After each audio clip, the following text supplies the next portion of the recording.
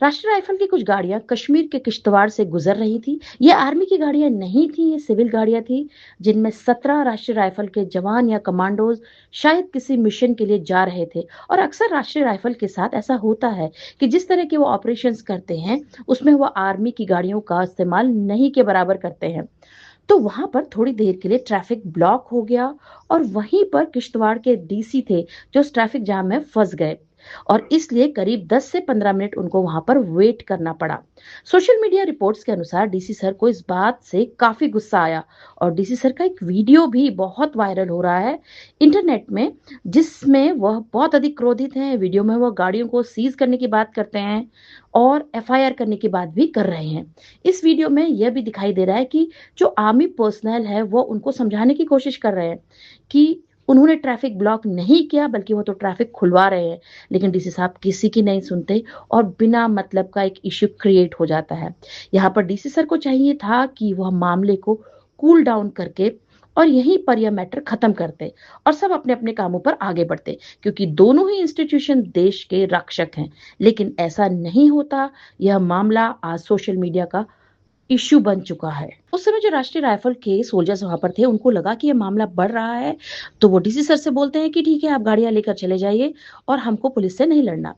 Army की गाड़ियों को लेकर पुलिस ने सीज कर दिया और वो उन गाड़ियों को लेकर पुलिस स्टेशन चले आते हैं। यह मामला इस टीम के कमांडिंग ऑफिसर के संज्ञान में आता है। वो एक टीम बनाते हैं और उस टीम को पुलिस स्टेशन भेजते हैं ताकि आर्मी की जो गाड़ियां हैं वो उनको छुड़ा सके, क्योंकि हो सकता है उस दिन राष्ट्रीय राइफल के जवान किसी स्पेशल ऑपरेशन के लिए जा रहे हों जो देश हित में था। इसलिए वो नेगोशिएशन के लिए एक टीम को भेजते हैं ताकि नेगोशिएट पुलिस के साथ किया जाए और उनकी गाड़ियां छुड़ा ली जाए और इस तरीके से एक शांतिपूर्ण सोल्यूशन इसका आ जाए। सोर्सेस का कहना है कि आर्मी का इरादा था इस मामले को यहीं पे रफा दफा किया जाए और उनकी गाड़ियां वापस कर दी जाए। लेकिन जैसे ही यह टीम पुलिस स्टेशन पहुंचती है पुलिस वालों ने गेट बंद कर दिया।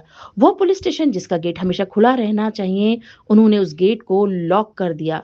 जो भी वहां पर पुलिस पर्सनल है कहा जाता है कि उन्होंने बात करने से भी मना कर दिया, जबकि यहाँ पे आर्मी की ये टीम नेगोशिएशन करने आई हुई थी। आर्मी की जो टीम थी वो बार बार कोशिश कर रही थी कि नेगोशिएशन किया जाए, बात की जाए, लेकिन पुलिस टीम बात करने के लिए तैयार नहीं थे। इसके बाद यहाँ पर राष्ट्रीय राइफल की टीम का कहना था कि जो भी इशू है उसे हायर अथॉरिटी से बात करके सॉल्व कर लिया जाए, उनकी गाड़ियां उन्हें वापस दे दी जाएं ताकि वो अपने काम पर जा सके। लेकिन ऐसा नहीं हुआ।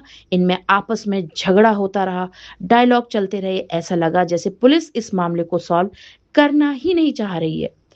अब यह मैटर था वो एस्केलेट हो गया, क्योंकि राष्ट्रीय राइफल के कमांडोज की जो ट्रेनिंग है उनका लेवल है वो बहुत हाई है। एक हाई लेवल की उनको ट्रेनिंग दी जाती है और उनकी ट्रेनिंग और पुलिस ट्रेनिंग में बहुत ज्यादा फर्क है।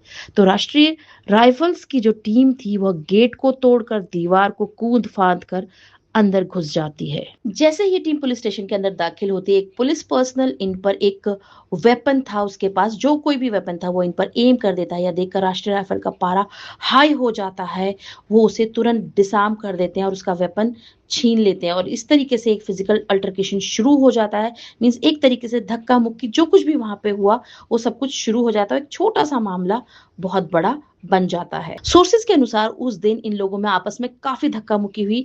वैसे भी एक फैक्ट है कि पुलिस वाले शायद उस टीम के आगे टिक भी नहीं पाए होंगे, क्योंकि राष्ट्रीय राइफल के कमांडोज बहुत खूंखार होते हैं, उनकी ट्रेनिंग बहुत खतरनाक होती है, उनके आगे टिकना पुलिस टीम के लिए संभव नहीं है। राष्ट्रीय राइफल के कमांडोज देश के लिए बहुत सारे कोवर्ट ऑपरेशंस करते हैं, लेकिन इस घटना के बाद पूरी टीम पर एक एफआईआर हो गई है। अथौली पुलिस स्टेशन में हुए इस विवाद के मामले में दर्ज एफआईआर में पुलिस ने आरोप लगाया कि 17 राष्ट्रीय राइफल के 30 से 40 जवान अपने अधिकारियों के नेतृत्व में पुलिस स्टेशन में जबरन घुसे और वहां मौजूद पुलिस कर्मियों तथा अधिकारियों के साथ मारपीट की। एफआईआर के अनुसार जवानों ने कथित रूप से पुलिस स्टेशन के मुख्य गेट और दीवार को फांद कर प्रवेश किया। पुलिसकर्मियों जिसमें एसएचओ, एसडीपीओ और अन्य अधिकारी शामिल थे के साथ मारपीट की। पुलिस का आरोप है कि लाठी, लोहे के रॉड और राइफल के बट का इस्तेमाल किया गया, जिससे कुछ पुलिसकर्मी घायल हो गए। सरकारी संपत्ति जैसे पुलिस स्टेशन का गेट और अधिकारियों की गाड़ियों को नुकसान पहुंचाने का भी आरोप लगाया गया है। एफआईआर में गैर कानूनी जमावड़ा, दंगा, सरकारी कर्मचारी पर हमला, आपराधिक अतिक्रमण, सरकारी संपत्ति को नुकसान पहुंचाने और हत्या के प्रयास जैसी धाराएं, यानी कि कुछ धाराएं तो बहुत गंभीर हैं, लगाई गई हैं। हालांकि ये एफआईआर में दर्ज पुलिस का पक्ष है। दूसरी ओर सेना ने कहा कि मामले की जांच की जा रही है और संयुक्त जांच के बाद ही घटनाक्रम की पूरी तस्वीर सामने आएगी। ऐसा नहीं है कि पुलिस देश के लिए काम नहीं करती, वह भी अपने देश के लिए काम करती है, लेकिन यहाँ पर यह होना चाहिए था कि आपस में मिलकर इस मामले को सुलझा लिया जाना चाहिए था। पुलिस स्टेशन का गेट बंद करना या आर्म्ड फोर्सेस पर वेपन तानना, यह एक कंप्लीट फेलियर है एडमिनिस्ट्रेशन लेवल पर। और यहाँ पर जरूरत थी प्रॉपर कोऑर्डिनेशन की, ना कि इस तरह की हरकत की।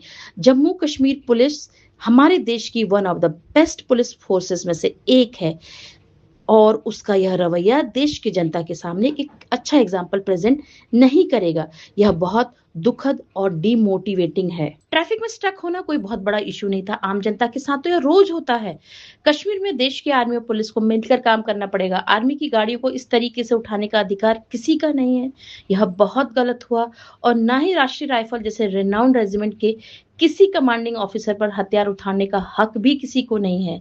यहाँ पर पुलिस को प्रॉपर प्रोटोकॉल को फॉलो करना चाहिए था, जो माना जा रहा है कि नहीं हुआ है।